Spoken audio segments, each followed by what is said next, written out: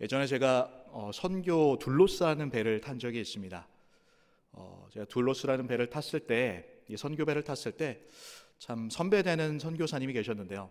늘 모범이 되시고 본이 되셨던 선교사님이었습니다. 이분이 참 존경스럽고 좋아할 수밖에 없었던 것은 늘 자신의 것을 추구하고 이익만을 따지기보다 이 공동체를 위해서 늘 희생할 줄 알고 이웃들을 또 친구들을 이 선교사님들을 사랑할 줄 알았던 분이었습니다. 한 번은 이 파푸아뉴기니라는 나라에 가게 되었습니다. 그곳은 정글이었었는데요. 그곳에서 이 아이들을 모아서 정글 안에서 여름 성경학교라는 것을 열게 되었습니다. 이 3박 4일 동안 아이들과 함께 동고동락하면서 아이들에게 하나님의 말씀을 전하고 하나님의 은혜를 끼치는 시간들이었는데 이 저녁마다 이 선교사님들이 고민에 빠졌던 것입니다. 이 5명의 선교사님이 함께 팀워크를 했었는데요. 침대는 4개밖에 없는 것입니다. 여러분이라면 어떤 선택을 하시겠습니까? 침대에서 주무시겠습니까? 아니면 바닥에서 침낭만을 갖고 주무시겠습니까? 이 선교사님은 남들이 그런 생각을 할까봐 자기가 먼저 이 가장 더러운, 또한 벌레들이 많고 바퀴벌레들이 잔뜩했던 그 바닥에 누워 먼저 잠을 청했던 모습을 보게 됩니다. 이러한 것뿐만 아니라 늘 어떠한 활동에서나 어떠한 일들에서도 늘 자신의 이익보다는 공동체의 이익을 바라보고 자신을 희생할 줄 알았던 선교사님이었습니다. 이분과 함께 선교한다라는 게 너무나 즐거웠고 이분과 함께 했다라는 것이 저에겐 영광이었던 시간들이었습니다. 여러분은 개인의 이익을 위해 살아가십니까? 아니면 공동체의 이익을 더 추구하십니까? 오늘 본문 말씀을 보면 이 바울은 개인에게 주어지는 은사가 있고 또한 교회를 위한 은사가 있다라고 말해주고 있습니다. 특별히 바울은 이 방언과 예언에 대해서 말하고 있는데요. 왜 바울은 많은 은사가 있는데 이 방언과 예언을 말하고 있을까요? 바울은 이 고린도 교회를 잘 알고 있었습니다.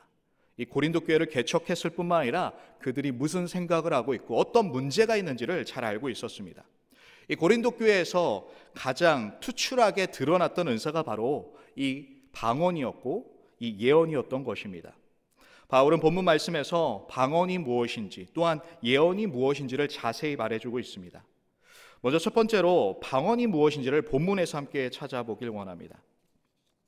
본문 말씀 2절 말씀을 함께 봉독합니다.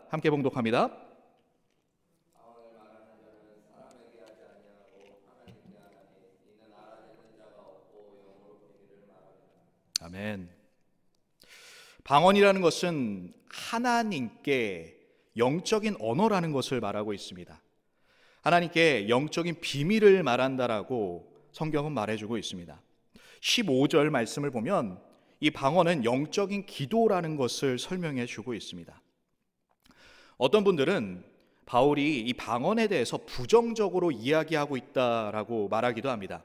하지만 오늘 본문 말씀의 문맥을 보면 꼭 그렇지 않다라는 것을 우리가 찾아볼 수 있습니다. 왜냐하면 5절 말씀을 한번 보십시오.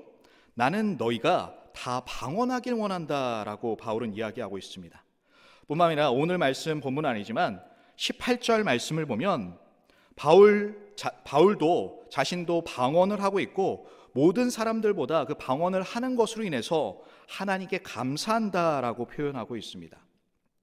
오늘 본문의 말씀 전체는 방언에 대해서 부인하거나 방언에 대해서 금할 것을 말하고 있는 것이 아니라 방언 사용함에 있어 한계성이 있다는 것을 말씀하고 있는 것입니다. 4절 말씀을 보십시오. 방언이라는 것은 자신의 덕을 세우는 것이다 라고 말해주고 있습니다. 뿐만 아니라 5절 말씀에서는 이 방언이 다른 사람들이 이해할 수 없기 때문에 방언하는 데 있어 통역을 세울 것을 권면하고 있는 것입니다. 여러분, 지금 설교자가 다 알아들을 수 있는 한국말로 이야기하고 있는데 갑자기 전혀 알 수 없는 방언으로 이야기하고 있다라고 생각해 보십시오. 또한 우리가 예배를 드리고 있는데 대표 기도자가 아무도 알아들을 수 없는 이 방언으로 기도한다라고 생각해 보십시오. 우리의 예배는 방해가 될 것이고 예배가 잘 이루어지지 않을 것입니다. 개인적으로 기도할 때는 상관없지만 이 공적인 자리, 이 공적인 예배의 경우에는 반드시 통역이 필요하던가 이 절제가, 방언에 있어서 절제가 필요하다는 것을 말하고 있는 것입니다.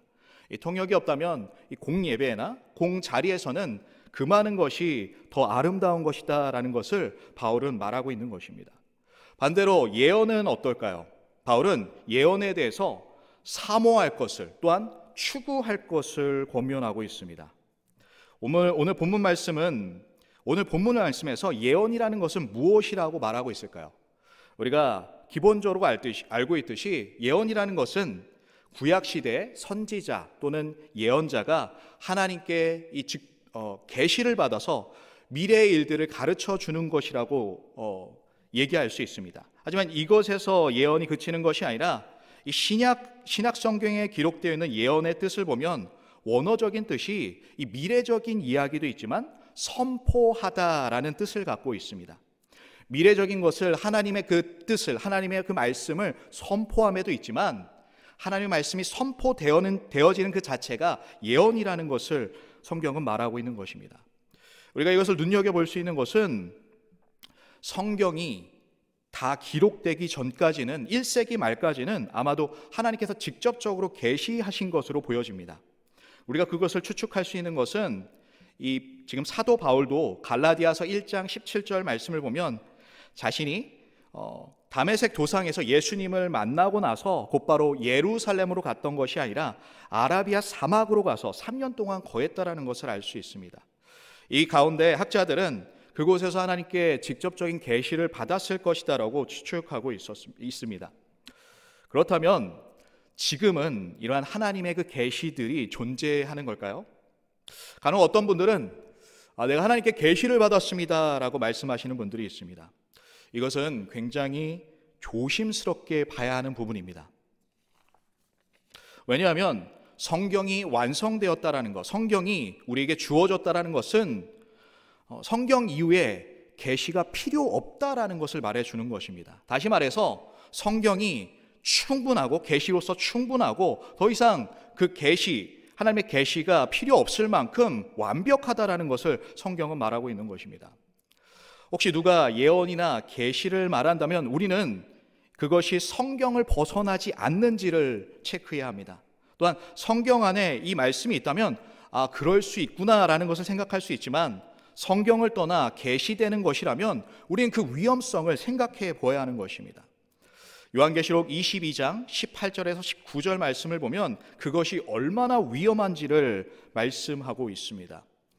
이 말씀을 보면 만일 누구든지 이것들, 다시 말해서 성경 외의 것을 더하게 되면 하나님의 재앙을 받을 것을 말하고 있고요. 19절 말씀을 보면 만일 누구든지 이 성경의 것을 제하여 버리면, 마이너스 해버리면 너희 또한 제하여 버리겠다라고 하나님께서는 말씀하고 있습니다. 우리가 성경을 바라볼 때 우리의 자세가 하나님의 말씀으로 그대로 받아들여야 한다는 것을 말씀하고 있는 것입니다. 하나님의 말씀을 그대로 믿고 선포되어지는 것을 우리가 그대로 받아야 한다는 것을 성경은 말하고 있는 것입니다. 사실 이 말씀은 종교개혁의 핵심이었습니다. 여러분, 루터의 종교개혁을 생각할 때 무엇이 가장 떠오르십니까? 너무나 쉽게 떠오르는 것은 이신칭의, 이신득의, 또한 오직 믿음으로라는 이 선포가 생각나실 것입니다. 하지만 종교개혁의 5대 솔라를 보면 이것은 처음에 시작이 오직 성경, 오직 그리스도, 오직 은혜, 오직 믿음, 오직 하나님께 영광으로 이루어지고 있습니다. 이 종교개혁의 시작의 핵심은 바로 첫 번째 나오고 있는 오직 성경, 이 교부들의 가르침이 아니라, 이 교리가 아니라 우리가 다시 하나님의 말씀, 성경으로 돌아가야 한다라는 이 개혁적인 정신으로부터 시작되었던 것입니다. 우리에게 하나님의 말씀이 주어졌다라는 것, 예언, 다시 말해서 하나님의 말씀의 선포가 우리에게 있다라는 것, 그것이 얼마나 귀하고 아름다운 것인지를 우리가 깨달아야 하는 것입니다. 4절 말씀을 함께 보겠습니다. 4절 말씀을 보면 예언하는 자는 교회의 덕을 세운다라고 말하고 있습니다. 다시 말해서 하나님의 말씀의 선포 가운데 교회의 덕이 세워진다, 교회가 세워진다라는 것을 말씀하고 있는 것입니다. 방언은, 아까 말했던 그 방언은 개인의 덕을 세우지만 이 예언, 다시 말해서 하나님의 말씀의 선포는 개인적인 차원을 벗어나서 이 교회 공동체에 선한 영향력을 끼친다라는 것을 가르쳐주고 있는 것입니다. 바울은 6절 말씀에서 자신이 고린도에 도착했을 때 그가 고린도에서 어떻게 사역했는지를 가르쳐주고 있습니다. 6절 말씀 함께 보겠습니다. 그런즉 형제들아, 내가 너희에게 나아가서 방언으로 말하고 계시나 지식이나 예언이나 가르치는 것으로 하지 아니하면 너에게 무슨 유익이 있으리요. 이 말을 다시 한번 정리해 보면, 내가 처음 너에게 갔을 때 방언으로 전하지 않고 계시나 지식이나 예언이나 가르침으로 하지 않았다면 이 고린도 교회는 세워지지 않았을 것이다 라고 말하고 있는 것입니다. 여기서 말하고 있는 계시나 지식, 예언, 가르침은 이것을 다 정리해 보면 하나님의 말씀으로 정리해 볼 수 있습니다. 바울이 말하고 싶은 것은 이 고린도 교회는 바로 하나님의 말씀으로 세워졌다라는 것을 강조하고 있는 것입니다. 우리 5절 말씀을 한번 보겠습니다. 나는 너희가 다 방언을 말하기를 원하나 특별히 예언하기를 원하노라. 이 말씀을 오해하시면 안 됩니다. 마치 이 말씀을 그냥 단편적으로 딱 보면 방언보다는 예언이 더 상위에 있는 예언이구나 라고 생각할 수 있습니다. 하지만 바울이 말하고 있는 것은 이 방언보다 예언이 위에 있다는 것을 설명하는 것이 아니라 성경에서 말하고 있는 이 모든 은사는 중요하고 귀한 것이다라고 하는 것을 말하고 있습니다. 우월성을 따지고 있는 것이 아니라 방언보다 이 예언이 우월하다라는 것이 아니라 서로 기능 면에서 다르다라는 것을 가르쳐주고 있는 것입니다. 방언의 기능은 어떻습니까? 아까 말한 것처럼 개인을 위한 것입니다. 하나님과 자신의 포커스하는 이 맞춰져 있는 것을 볼 수 있습니다. 반면에 예언, 다시 말해서 하나님의 말씀의 선포에서는 이 공동체, 교회를 위한 것이다라는 것을 그 기능에 대해서 우리가 바라볼 수 있는 것입니다. 고린도 교회의 문제가 이것이었습니다. 개인의 울타리를 벗어나지 못하고 자신만을 바라보았던 신앙으로 살아갔던 것입니다. 바울은 개인의 그 울타리, 다시 말해서 개인의 이기적인 그 신앙 가운데 있는 이 고린도 교회 성도들에게 그 울타리를 벗어나서 교회를 바라보고 더 나아가서 하나님의 나라를 바라볼 줄 아는 신앙으로 살아가야 한다라는 것을 강조해 주고 있는 것입니다. 우리의 신앙은 어떻습니까?